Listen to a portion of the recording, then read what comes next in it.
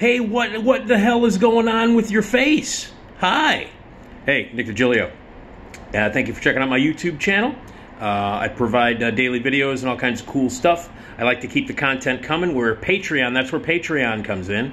This is where you can become a patron, donate some dough, pick a tier, $3, $9, $25 a month. It helps out a lot, keeps the content going. I'll give you exclusive video content as well if you become a patron.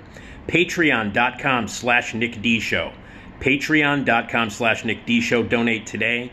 Helps me out a lot. This is the videos that I do, the content that I do are all DIY, and I could use your help to keep them going. I'll give you some extra stuff too, including behind-the-scenes WGN stories and much, much more. So become a patron now. Patreon.com/NickDShow. Hey, subscribe to my podcast. It's free. RadioMisfitsNetwork.com. RadioMisfits.com. RadioMisfits.com.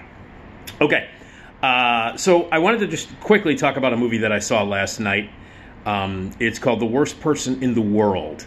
And the one thing that I will say about it is that it's unfortunate that I saw it in the middle of February as opposed to last year, because it's technically a 2021 release. It was nominated for Best International Film, which used to be the Best Foreign Film category, for an Oscar. And it was also nominated for an Oscar for Best Original Screenplay. Had I seen the film before the end of the year of 2021, it certainly would have been in my top 10. It's a great film. It's playing at the Music Box as we speak. I don't know when you're going to watch this, so you might want to look into it. It's called The Worst Person in the World. It's a Norwegian film. Not Swedish, R.J. McCready. Mac just doesn't know the difference between Swedes and Norwegians. Jeez, you want to help these Swedes? Norwegians, Mac! That's a Thing reference, for those of you who don't know. John Carpenter made this little film called The Thing, and R.J. McCready had a very hard time distinguishing between Swedish people and Norwegian people, and it's a running joke in a masterpiece, one of the greatest movies ever made, John Carpenter's The Thing. If you've not seen it, what's wrong with you? Anyway, it's a Norwegian film, not a Swedish film, Mac! And it's called The Worst Person in the World. So yeah, it's a great film. Quickly, it's a movie that is co-written and directed by Joachim Trier, and its main star is Renate Reinsva. And she's the central performance in the movie, and it's a fucking great performance. A great performance. And a really, really great film. It's funny and identifiable and beautiful. It's told it has a prologue, an epilogue, and 12 chapters. It's told in that story with a prologue, 12 chapters, and epilogue. Very similar to Suspiria, the remake of Suspiria from a few years ago. That was also told with the way it was set up at the beginning of the movie was prologue, chapters, epilogue. I don't know why, but the first thing I thought of when I was watching this movie was Suspiria, which is a weird movie to think of when you're watching sort of this portrait of a woman trying to find herself, trying to find her life on the verge of 30. And that's basically what the movie is about. It's about the romantic life, the professional life, the personal life of this fascinating woman who is on the verge of 30. The movie opens up with this prologue basically talking about her college years, her younger years, and what she did in a very quick montage of how she changed her mind about what she wanted to do with her life, what she wanted to focus her career as, what she wanted to do, the things that she thought her future were going to be. And then ultimately it settles into a pretty big relationship that she has with an older gentleman, a guy who is 10 years her senior, who has lived through most of her life. She moves in with him at a young age, and she's in her 20s. He's older. He's a comic book artist, an artist, and a very successful guy. And she's still trying to find what she wants to do with her life. Does she want to be a psychologist? Does she want to be does she want to be a medical doctor? Does she want to write? Does she want to write professionally? She works in a bookstore and lives with this guy who is older than her, whose friends are all sort of married and have kids, and it's about this relationship between this older gentleman and this young woman, and it focuses on her and how this relationship affects her, how she feels about herself, what she wants to do with her life, and how she feels approaching that big age of 30, the big 3-0. And then, you know, something happens. She meets another gentleman who is a little bit more aimless, you know, than the guy she's with, and who's a little bit more similar than her, kind of this goofy dude. They're both in other relationships, so they can't really get together. And it's about what happens in her life and the choices that she makes and the relationships that she has, and how this affects her. You know, does she want to have a serious relationship? Does she think she's mature enough to be in a relationship that, you know, where she can have kids? She's feeling that pressure. She's feeling that pressure to find what she should do with herself. This is basically a movie about a woman on the verge of 30 who doesn't quite know what she wants to do with her life and what kind of relationship she wants to have. And she's kind of torn between a few of those things. And that's what the movie's about. It is as truthful and as accurate a movie as I've seen about that age, particularly for women. I can't speak to turning 30 as a woman, but I can speak to turning 30 as I did 20-something years ago as a man. almost 27 years I turned 30. And so I can speak to that, but it's universal on so many levels in terms of like relationships that one can have. You can identify yourself while watching this movie. I don't really think it matters what age you are. I think maybe if you're a woman in her late 20s and you see this movie, it's probably going to be life-altering in some sort of way. But, you know, I'm a 56-year-old dude, and I was touched by it. I was moved by it. I could identify with it in hundreds of ways. And in that regard, it's great. It's also got some really wonderful touches to it, some really beautiful filmmaking to it. There's a great scene in the movie where the main character basically stops time. You know, she's in this relationship with this guy for a while, and she realizes that I think she has to move on, that I think I have to break up with this guy. And there's a moment where it's in the morning, and they're both doing their morning routine. They've lived together for a while now, and he asked her if she wants some coffee, and she says yes. And as he's pouring the cup of coffee, she hits a light switch, and everything freezes. The world freezes. He freezes. The coffee coming from the coffee pot into the mug is frozen in time. She leaves the apartment, walks out into Oslo, where everybody is frozen. People are in the middle of walking across the street. Bike riders are frozen. Cars are in the middle of the street. Everything is stopped. The entire city has stopped as she runs through freely. She can move. Runs through freely to meet this other person that she might be interested in, and maybe breaking up with her current guy to have a romantic relationship with this new guy. And they have some moments together while the entire city is frozen. And it's not only lyrical and beautiful and really well directed and kind of takes you out of a movie that up until that moment is relatively grounded in reality, and you know, is about serious, you know, relationships and things about turning 30 and being a woman and having a relationship. It's very realistic in that regard. And then suddenly, boom, we're off into this fantasy sequence where the world stops. But first of all, it's incredibly well handled. It's really beautiful, and it is an allegory for deciding that you're going to break up with someone that I've never seen put on film before. Like this woman immediately, all this guy is doing is something that they do every single morning, and that's pouring some coffee for her. And it is in that precise moment where she's like, I got to break up with this guy. I got to break up with him. And we've all been there. We've all been on both sides of it.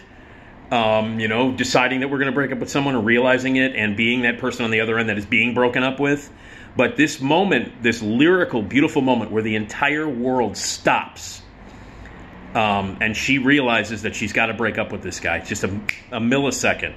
Guy's pouring coffee in the kitchen, and she's like, I got to break up with this dude. He didn't do anything. He didn't get mad at her. He didn't hit her. He didn't flip tables. There was nothing crazy that happened. The guy woke up. She woke up. He's pouring her a cup of coffee, and she's like, I got to break up with this guy. And it's handled lyrically and beautifully. One of the many elements of this movie that is superlative. It's a great film. A really beautifully made film, anchored by incredible performances. A beautiful look at relationships and breakups, a beautiful look at turning 30, a beautiful look at pressures that society and family give us, the complications of family. There's some incredible stuff regarding the relationships between daughters and fathers in this movie. And it's just great. It's a great film. It's The Worst Person in the World. And again, nominated for 2 Academy Awards, deservedly so. Best International Feature and Best Original Screenplay. As far as international feature goes, unfortunately, it's in the same category as Drive My Car, which was the best movie I've seen last year, maybe the best movie I've seen in 20 years, easily one of the greatest movies I've ever seen. So, I mean, I'm rooting for Drive My Car.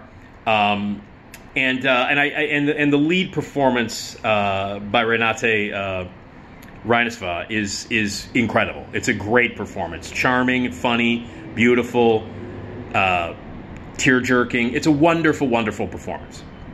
And one of the other things I want to mention here is I want you to think about this. What movies have you seen? And leave them here, leave them in the comments, or leave them here. You leave them on the Patreon page or wherever. What movies have you seen where it became kind of uncomfortable because it reflected a time in your life, or particularly a relationship in your life? Have you ever seen a movie where you're like, ugh, where you can see a relationship that you had in the movie and it gets really close, like really, really close to what happened to you? Well, that happened to me while I was watching Worst Person in the World, and it reminded me of a relationship that I had. What can I say? For me, she's the one that got away. There's a particular a girl that I had a relationship with that for me was up until this point was the love of my life, and she was the key relationship of my life. When it ended, it destroyed me, and she will always be forever the one that got away. I still am in contact with her every once in a while. We've seen each other over the years, and we text back and forth, and she's on doing her thing in her life, married, kid, the whole 9 yards. And we had this relationship. It was a long time ago. But the thing was that I was older than she was. I am old. I'm still older than she was by almost 10 years or so. We lived together. She was on the verge, close to 30 by when we broke up. She was like getting to that sort of age, close to 30 when we broke up.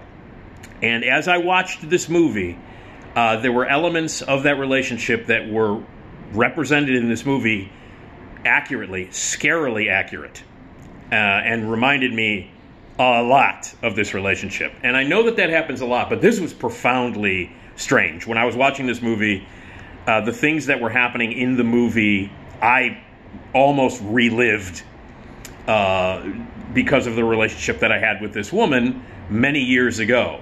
And again, I was older than she was. She was in her late 20s by the time we broke up. So it was weird to watch. So when the movie was over, I immediately texted this woman, and I was like, you got to see this movie. And when you see it, let me know if you feel the same way that I did while watching it. But it's weird when that stuff happens, when you see a movie that affects you personally, and that you identify in a way that not only is it a good movie and it moved you, but it's creepy how it kind of reached into your personal life and went, hey, here's what you went through. Boom. Enjoy. And that's what happened while I was watching, Worst Person in the World yesterday.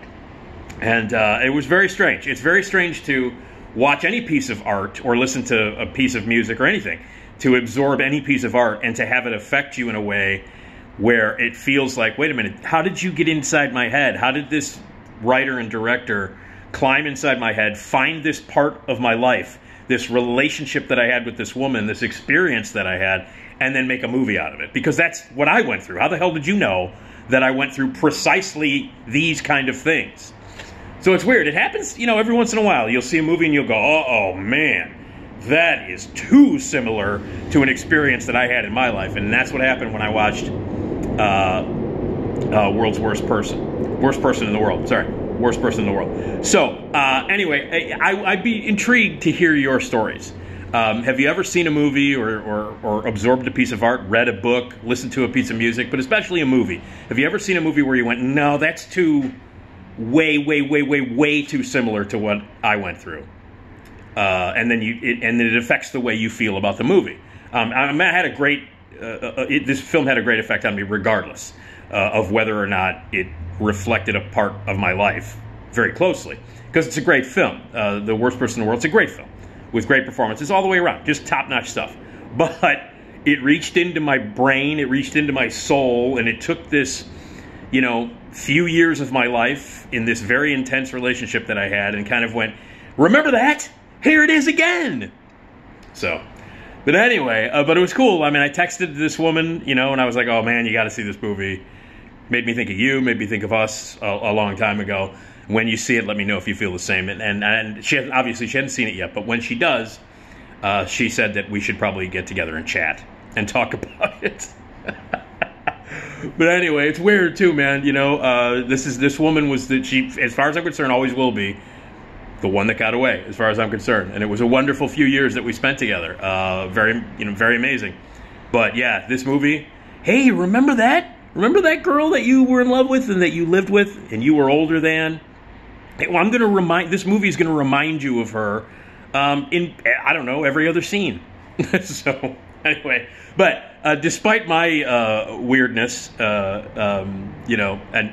whatever psychological issues that I have in my life, which are many, and whatever memories that I had with this particular relationship, don't worry about that. That's how it affected me personally, and that's why I'm sharing it with you, because I want to hear your thoughts on this kind of thing when movies affect you in that way or reflect your life. But outside of all that, it's just a great film, and you should see it. Worst Person in the World, playing at the Music Box right now. If you're watching this after it's run at the Music Box, find it somewhere, find it streaming, whatever. Look it up, Google it. Norwegian film, not Swedish, Mac. The Worst Person in the World. Great movie, and I hope you see it.